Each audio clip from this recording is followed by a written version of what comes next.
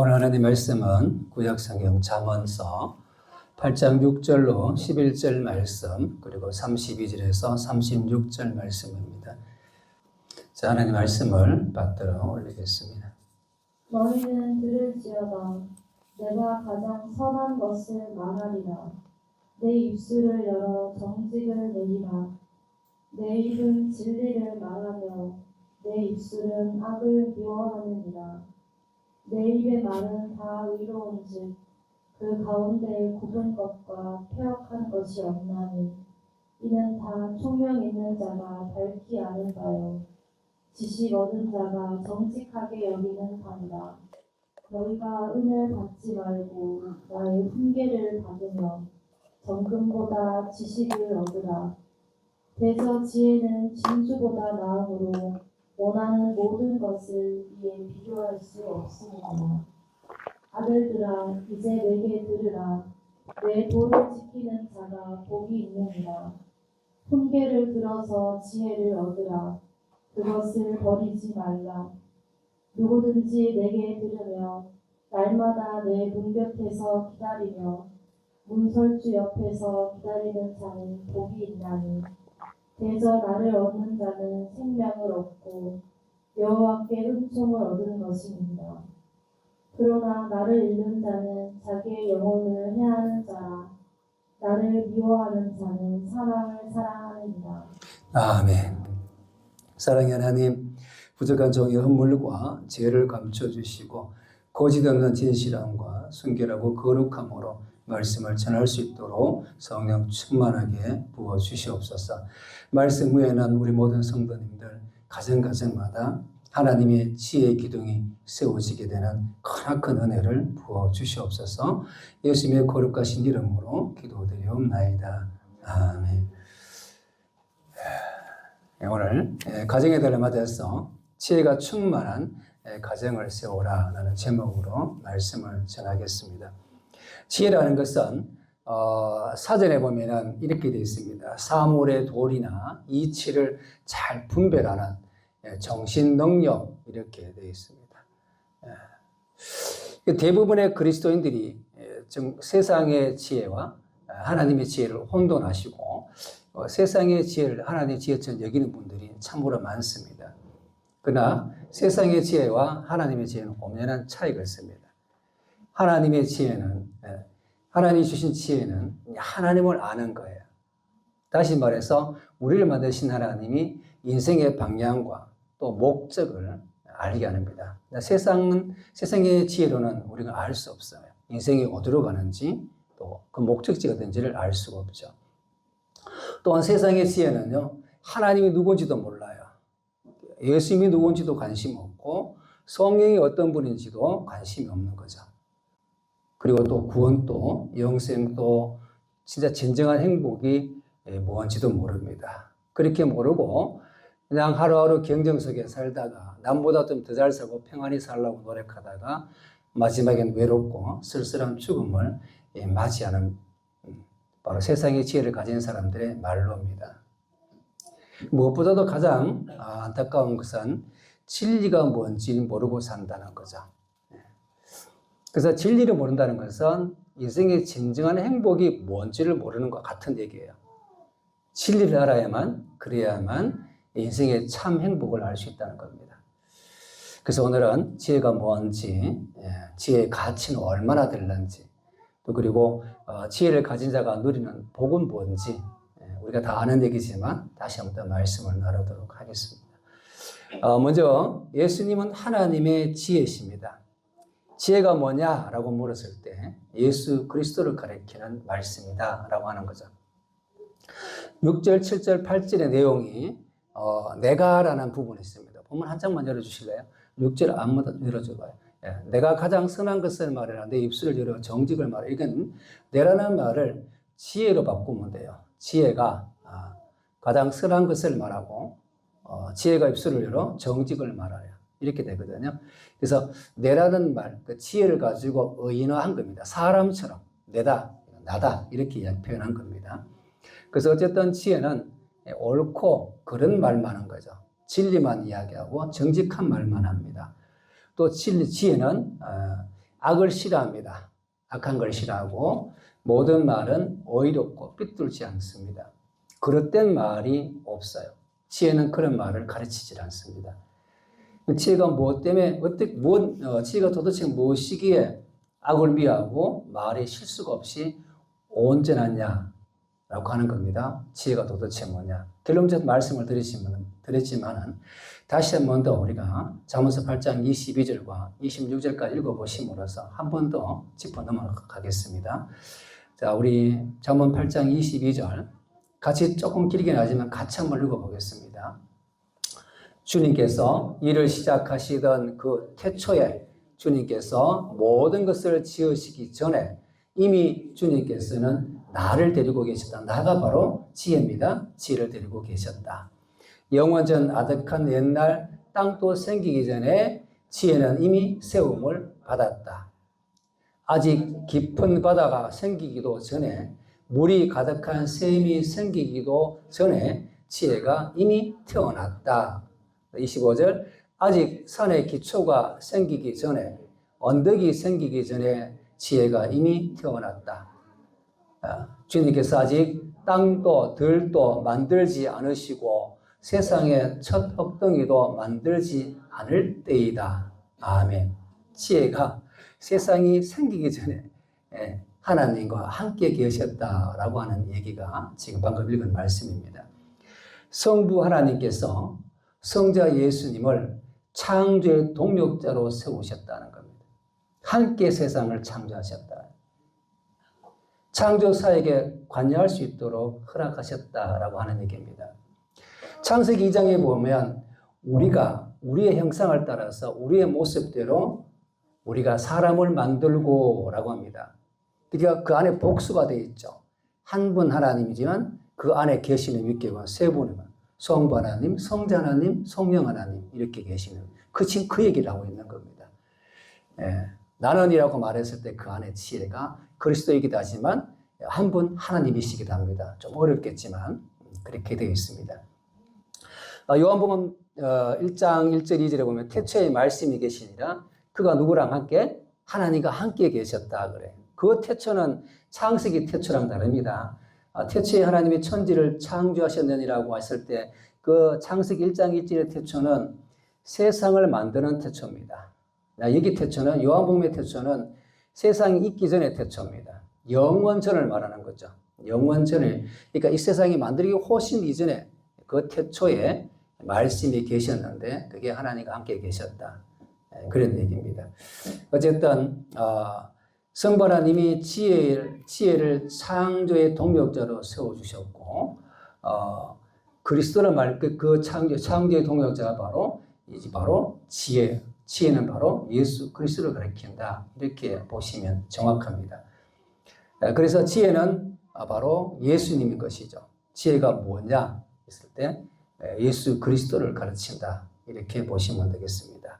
근데 한 가지 짚고 넘어갈 게 또 하나 있어요. 예수 그리스도, 그러면 예수님이 혼자서 지혜자로서 이 모든 일을 감당하셨느냐? 그건 아니에요. 그건 아니고 항상 예수님은 성령의 충만한 상태에서 무슨 일이든 다 하셨어요. 그분의 모든 사역은 다 성령의 충만함 속에 이루어졌거든요. 성령이 충만하지 않은 상태에서는 그분은 어떤 말도 하시지 않았습니다. 그 정언이 이제 이사야서 11장에 있는 얘기인데 성령을 이렇게 이야기합니다. 성령을 어떻게 이야기하냐면 하나님의 영인 성령이죠. 하나님의 성령은 지혜와 총명의 영이요 또 모략과 재능의 영이요 지식과 여호와를 경외하는 영이다 그래요. 근데 이 영이 그리스도 위에 강림했다 그래요. 그리스도와 항상 함께 계셨다라고 하는 거죠. 예수님이 홀로 계시는 게 아니라 이 말입니다. 그래서 예수는 성령의 전능하신 거 항상 함께 하셨다. 이 얘기입니다.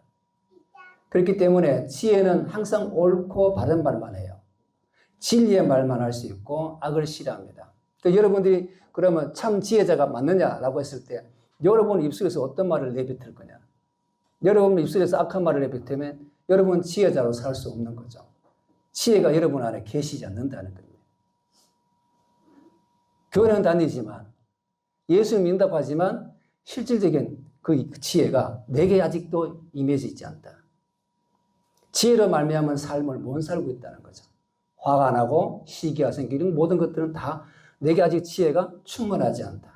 그리스도의 삶이 내 속에서 충만하지 않다. 이렇게 보셔야 되겠습니다.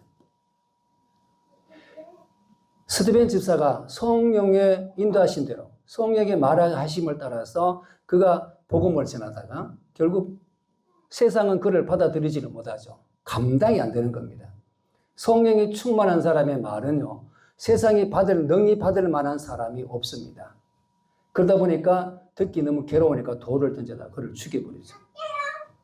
요셉도 그랬고 모세도 그랬고 모두가 성령에 사로잡혔던 여호수아도 그렇고 그런 분들은 어떻게 해요? 세상에 감당하지 못하는 거죠. 성령의 역사가 바로 그런 겁니다. 참된 지혜자가 하는 모든 말은 올바른 말만 하는 거예요. 여러분들이 평상시에 살아가시면서 가정 안에서 어떤 말을 많이 하는지 어떤 단어들을 많이 쓰는지를 가만히 생각해 보시면 내가 진짜 내 안에 예수 그리스도의 충만함이 있을까? 지혜가 나한테 충만할까라는 걸 돌아보게 되죠. 뭐야 앉으면 계속 한탄만 하고 뭐야 앉으면 내 근심하고 걱정하는 우리 입술에 아주 습관화된 나쁜 말들이 있잖아요. 옳지 않는 말들을 자꾸 하게 되면 우리는 그 가정은 지혜가 충만한 가정이 아니라 봐주셔야 됩니다. 그래서 우리가 어떤 분들은 그래요. 그럼 지혜가 우리에게 있는가 없는가? 어떻게 받아들여야 되는가? 이 문제를 고민하신 분이 계시는데 고린도전서 1장 30절 한번 같이 읽어보겠습니다. 자, 같이 읽어봅니다. 시작. 여러분은 하나님의 자녀로서 그리스도 예수 안에 있습니다. 그는 우리에게 하나님으로부터 오는 지혜가 되시고 의로움과 거룩함과 구원이 되셨습니다. 아멘. 그렇게 이야기하고 있죠. 우리는 예수 그리스도 안에 있습니다. 그런데 그 예수님이 누구라 그래요?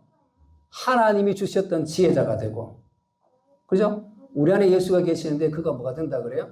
우리에겐 지혜자가 되고, 우리에게는 의로움이 되시고, 우리의 거룩함과 우리의 구원이 되시는 분이다. 정확하게 말씀하고 있죠. 그래서 오늘 모든 그리스도인에게도 지혜가 있다는 사실을 믿으십시오. 나는 지혜가 없어 이러시면 안 됩니다. 지혜가 있습니다. 누가 더 지혜를 발전시켜 가느냐, 이게 이제 문제죠. 누가 더 기도를 많이 하고 누가 더 간절하게 하나 예수님을 사랑하고 있는지, 또 우리가 그 말씀에 순종하는지에 따라서 지혜의 충만함의 정도가 달라지는 것입니다. 그럼 우리도 성령 모든 성도들도 지혜의 충만함의 삶을 통해서 이렇게 가정 안에서 내 가족들을 실족시키는 없도록, 또 다른 사람도 역시 마찬가지 내 말로 인해서 실족시키는 없도록 우리가 노력해야 될 것입니다. 잘못을 덮으려거나 위기를 모면하려고 거짓말하고 거짓 증언하고 또 남을 비방하고 없는 말을 지어내고 그래서는 안 된다는 거죠. 뿐만 아니라 관심과 칭찬과 사랑을 받으려고 다른 사람을 비판하는 일이 없도록 해야 될 것입니다. 이런 것들은 전부 다 마귀에 속한 일입니다. 어둠에 속한 일이거든요. 상대방을 비방하고 내가 거짓말할 수밖에 없는 자리에 있을 때 그것을 그 욕심을 따라서 그대로 거짓말을 하게 된다는 것은 다 사탄에 속한 악한 일입니다. 이것들을 하지 않도록 해야 됩니다.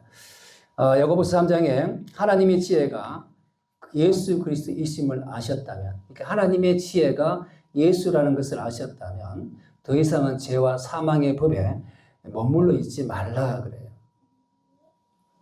지혜가 예수라는 걸 알았다면 우리는 더 이상 죄와 사망의 법 속에 있지 말아야 된다. 그렇게 이야기하고 있습니다. 하나님의 지혜를 소유한 자들은 육체를 따르는 죄악과 같이 살아갈 수 없기 때문에 그렇습니다. 그래서 오직 생명을 주시는 성령의 인도하심을 따라 살도록 노력해야 된다. 그리고 우리가 지혜가 충만한 신앙이 되고 지혜가 충만한 가정을 세워갈 수가 있게 되는 것입니다. 그러므로 우리가 할 수만 있다면 성경 말씀이죠. 곧 하나님 말씀을 가지고 성령이 말하게 하심을 따라 옳고 바른 말, 진리의 말만 하는 그런 지혜가 충만한 가정을 만들어 가심으로써 가정 안에 있는 모든 죄악의 어둠을 몰아내시고 그리스도와 함께 살아가는 복된 가정 되시기를 주님 이름으로 축원합니다. 다음으로 지혜의 가치는 청량할 수가 없습니다. 지혜가 얼마짜리냐 말할 때 참 얼마라고 값을 매길 수가 없다 이런 뜻입니다. 10절과 11절이 본문에 지혜의 가치를 언급하는 내용입니다. 은보다 금보다 지혜에서 나오는 훈계와 지식을 얻어라 그래요. 왜 그런지 골로새서 2장 3절을 봅니다. 자, 골로새서 2장 3절 열어주실래요? 네, 같이 읽어봅니다. 시작. 그리스도 안에는 지혜와 지식의 모든 보화가 감춰져 있느니라. 아멘. 즉 예수 안에는 뭐가 있어요? 지혜가 있고 지식이 있고 모든 보화라 그랬으니 세상의 어떤 것들로도 그리스도를 살 수 없다. 지혜를 세상의 어떤 값으로도 살 수가 없다는 건 우리는 알 수 있습니다. 그리고 세상의 어떤 것과도 비교할 수가 없습니다. 예수의 삶을 누가 비교하겠습니까? 할 수가 없습니다. 모든 인류가 다 죽는다 할지라도, 다 80억 넘는 인구가 다 죽는다 할지라도 우리는 우리 스스로가 지혜에서 구원을 받을 수 없기 때문에 그렇습니다. 그것에 참다운 놀라운 지혜죠. 그래서 이 지혜는 뭡니까? 우리를 악으로부터 지켜주는 거죠. 지혜는 우리를 악으로부터 지켜주고 생명을 보존해 줍니다.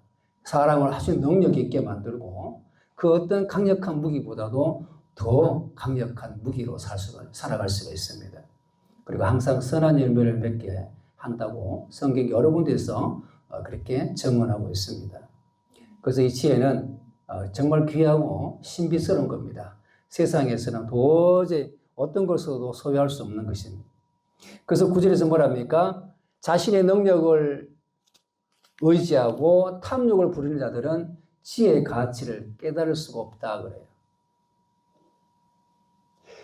하나님께서 지혜의 가치를 예수님의 십자가 안에 감춰놨기 때문에 영혼에 관심이 없는 사람, 탐욕의 소리만 듣고 사는 사람, 지혜의 가치를 깨달을 수가 없는 거예요. 쉽게 말하면 세상에 너무 많은 관심을 두고 사는 사람들은 지혜의 가치를 깨닫지를 못해요. 기회가 얼마나 귀한지를 모르는 거예요.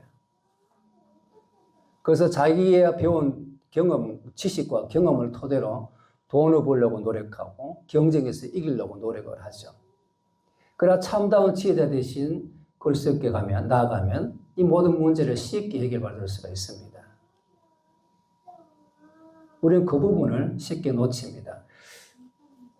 요즘 박사학위 유행인데 내가 어떤 한 분야의 박사가 되면 그게 마치 모든 능력자가 된 것처럼 자기가 많은 것 다 아는 것처럼 얘기하는데 실제는 그렇지 않다고 말씀을 드리고 싶습니다. 박사라는 건 한 분야에 아는 것이 아니라 예수님은 영혼의 주인 되셔서 우리의 미래를 아시는 분이기에 그 어떤 것도 비교할 수가 없고 어떤 것으로 그 가치를 아무 것으로 살 수가 없다 이 말씀입니다. 그래서 오늘날까지도 유대인들은 뭐라 그래요? 그리스도를 메시아로 인정하지 않는 이유입니다. 그저 그들이 원하는 건 요나의 표정만 보여주시옵소서. 요나의 표정만 보여주면 그가 예수가 곧 하나님 아들인 걸 믿겠다는 그 마음은 지금도 갖고 있습니다. 뿐만 아니고 하나님 믿지 않는 사람들은 뭐라 그래요? 항상 하나님이 어디냐고 보여달라 하잖아요. 그게 뭐예요? 진정한 지혜의 가치를 몰라서 하는 소리죠. 어디 있다고요? 십자가 안에 감춰져 있습니다. 우리가 잘 알고 있는 고린도전서 1장 18절의 말씀 한번 같이 읽어볼게요. 같이 읽어봅니다. 시작. 십자가의 도가 멸망하는 자들에게는 미련한 것이요 구원받는 우리에게는 하나님의 능력이라. 아멘. 얼마나 놀랍습니까? 세상 사람들은 십자가에서 한 사람이 죽었는데 어떻게 그게 인류를 구원할 수 있느냐라고 이야기를 합니다. 그렇죠. 근데 우리는 왜 학교 다니면 국민학교 다닐 때 저는 초등학교죠. 초등학교 할 때 왜 반장을 뽑죠? 회장을 왜 뽑습니까? 대표자가 필요하죠. 대통령이 왜 뽑아요? 국민을 대표할 사람이 필요하잖아요. 많은 국민이 전체를 다 협상하고 다닐 수는 없잖아요. 한 사람은 대표자로 뽑습니다. 대표는 그 모든 조직의 일원 중에 한 사람이겠죠. 그는 뭡니까? 모든 사람을 대신하는 겁니다. 그래서 예수님이 또 대표성을 띠는 거예요. 인간의 대표성, 모든 인류의 대표로 예수가 뽑힌 겁니다. 하나님한테 뽑힌 그가 십자가 돌아가셨기 때문에 모든 인류를 구원할 수 있는 거예요. 반장의 말 한마디는 곧 선생님이 말이겠고, 그렇죠? 개인적으로 말을 하지 않겠죠? 선생님이, 반장 이라봐. 그리고 뭘 지시하죠. 오늘 하여튼 말이야, 그 수업 마치면 이거 청소하고 저것도 해놓고 그래 가? 이렇게 하잖아요? 그러면 그대로 전하는 거죠. 그럼 그 반장 말을 들어야 안 들어요? 학생들이? 듣죠. 같은 학급의 동생 친구들이 듣습니다. 그와 같이 예수님이 또 모든 인류의 대표성을 띱니다. 모든 인류의, 모든 사람의 대표성을 띠기 때문에 그분 한 분이 십자가에 달려 죽는 것만 해도 충분히 구원할 수 있다라고 하는 겁니다. 어쨌든 하나님의 자녀들에게는요, 이 십자가가 참 어리석게 보이지 않습니까? 그럼에도 불구하고 우리는 설교를 들으면서 아멘하게 만들어요. 우리로 하여금 그렇게 만들어요. 그게 뭡니까? 구원받는 자들에게는 하나님의 능력으로 우리가 믿어지는 거죠. 우리의 힘으로 믿어지는 게 아니라 하나님의 능력으로 믿어지는 거죠. 그래 믿다 보니까 지혜의 가치를 깨닫게 되는 겁니다. 그럼 왜 지혜를 깨닫게 주시나? 왜 지혜를 깨닫게 주실까? 왜 그리스도가 하나님 아들인 걸 깨닫게 주시고, 왜 그분과 함께 살아야 되는지를 깨닫게 주실까? 왜 그분이 인도한 대로 살아야 되는지를 깨닫게 주실까? 그건 이거예요.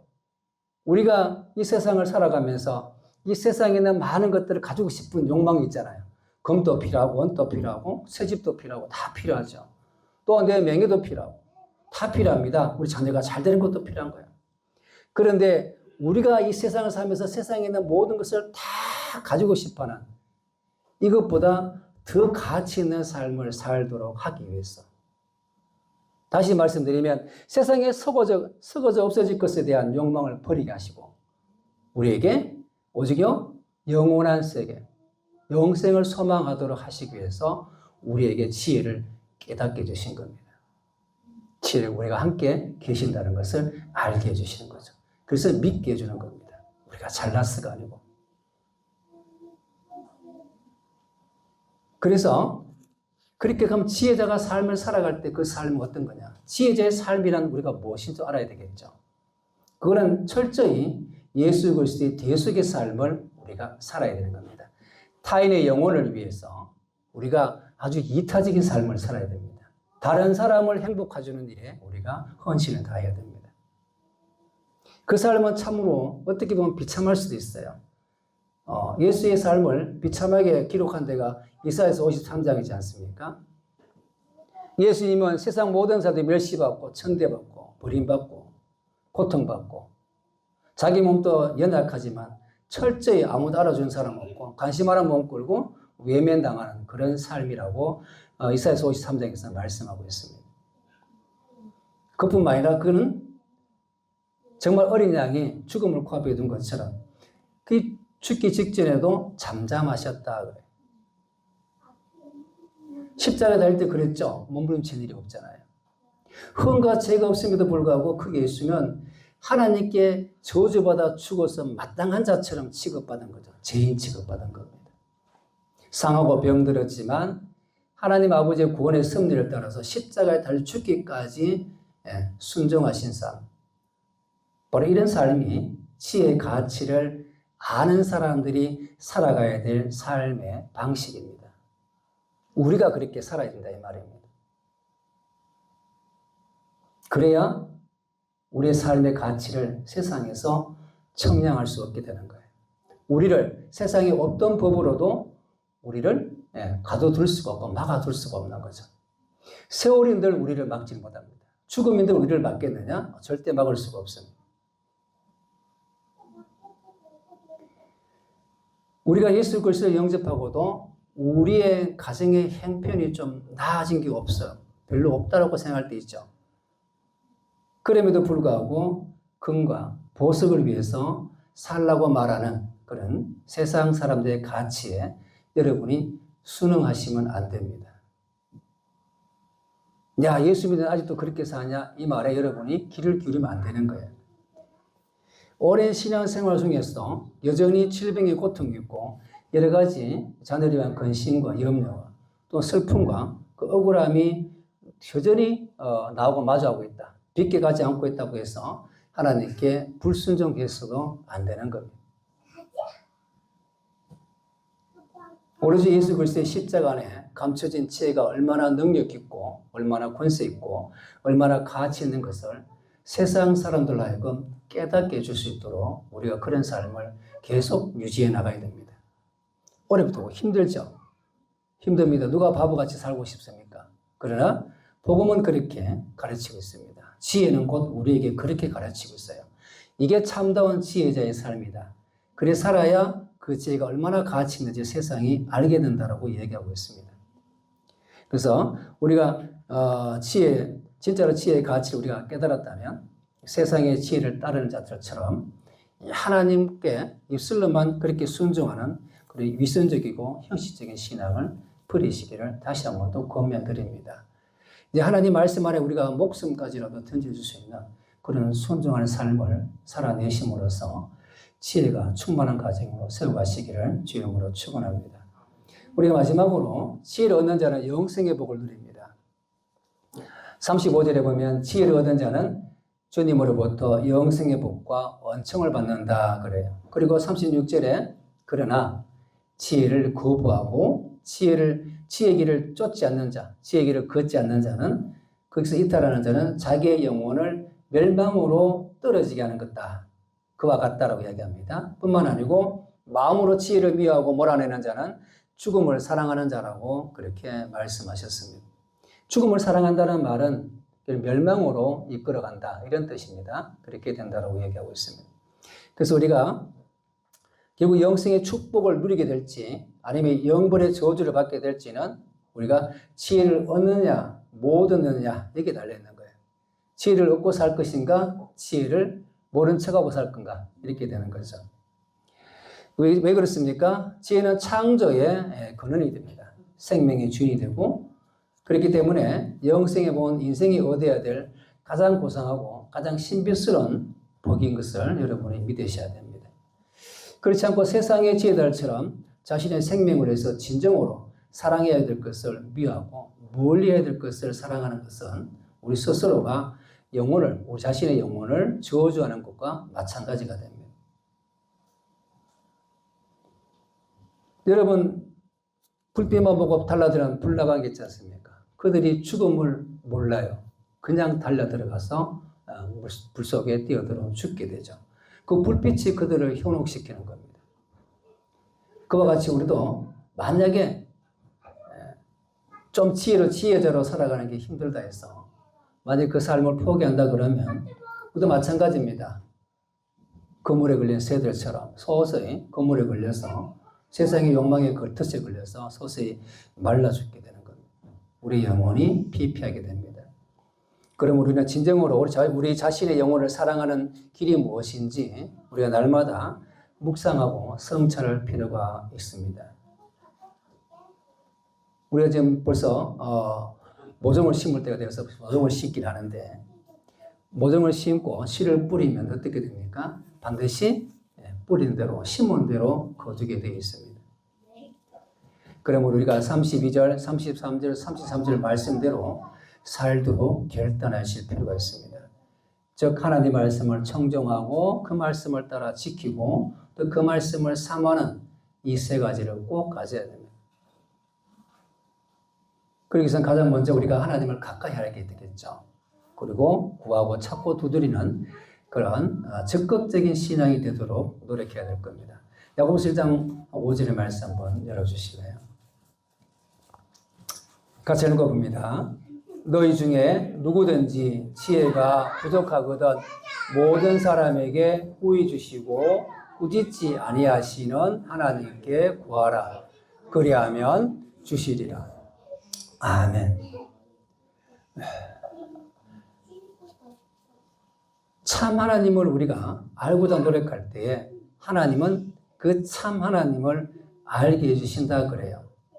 그래서 우리가 미리 앞서서 실망할 필요는 없다라고 하는 겁니다. 어떤 분들이 신앙생활을 할 때 너무 힘들어 하시는데 힘들어할 것이 아니라 꾸준하게 성실하게 나가면 하나님 반드시 만나게 될 것입니다.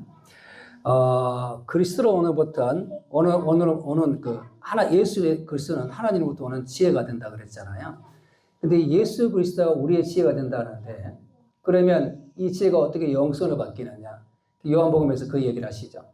아들을 믿는 자에게 영생이 있고 아들에게 불순종하는 데는 하나님 나라에 갈 수가 없다 그래요.